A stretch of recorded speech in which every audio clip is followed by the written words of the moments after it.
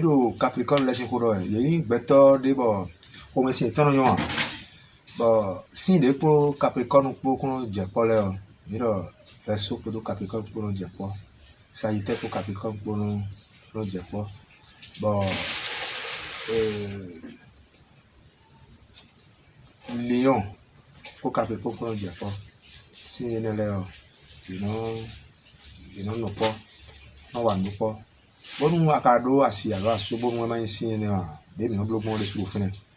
on hedo alors le podi bo ko non fa blé non fa mais tu là mi me do premier do YouTube diwe mi me do premier do Twitter diwe Facebook diwe bo do premier do kan ko lo me do forêt sacrée premier me là mais là tu no dile mi no wa Amazon bon ama zo mi no wa mi no gbo azon keke beto de atangbo bon e ma mo me na gwa lo ni yan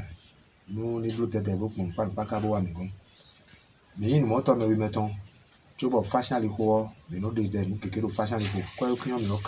nous quand alors comme si alors comme il n'a pas alors comme même mot d'or oui mais beau mais adore tu vois sinon nous quand si oh et le dans la mer de better le pour le et là quand ils ont de ou présentement nous à ces présent tout le bon bon e ma na ndagbede a eyon mo ero danda me lodile azonro mejewe o e la chite bo imo me na gba azonro me o e ma idoto pe a e no yi amawato bo mi de amawato me meto mi de mi o mi no gbo eni tun gboro mi no gbo épilepsie atingbe mi no gbo cancer forme les bi, cancer de prostate, ouais, cancer de sein, ouais, cancer de l'utérus, ouais, cancer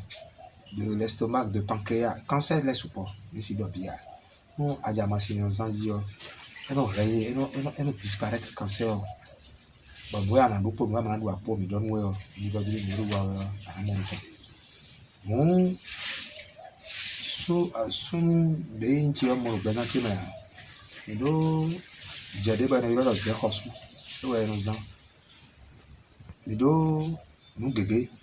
bo no ro gbe mo ro sun sin apako yo nu gege bo e ha ezan de we aton mi lo jile era mo kodo safun mu gbe me mi de yo alors e ko nu gbe yo ide akuno e blo jardin de den mose adam po f po de no mo je forêt sacrée de bon bon amma teme de mi na do boison na le teme le bleu ici bon nous akowa bodo bodo to yo no ya son to yo kiss we afibro mo ya meyo mo ya trompe boucher we ya vimaji on ton vimaji sun ton spam ton yo sun se spam yo e so do vipin ya me na do te on we we e na mo vigo yo lo e na mo vigo he won yo na se ale yo e do misi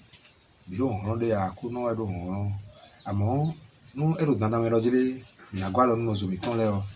mi do ali mon coton ko début d'ogmon mi on do hudo mi ton bo c'est quoi mi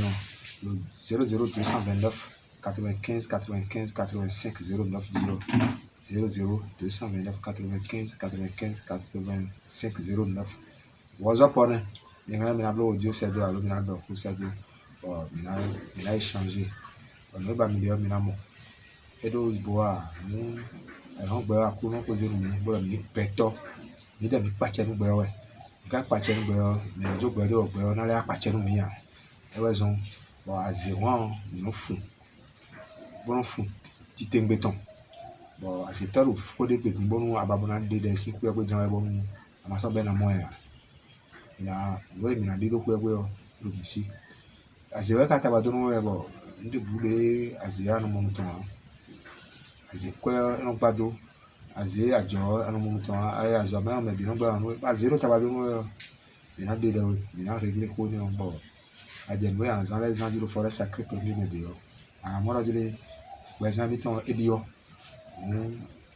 no bi sunu no bi nyonu ko mi ro nyan fongo mi do ko do yo vogbe me tí ó rán lẹ́dọ̀ fún gbogbo mo ẹgbẹ́ tí wọ́n fún gbogbo mi lẹ́nu mi yí ló mọ̀ ẹ̀ náà chẹ́nu mi.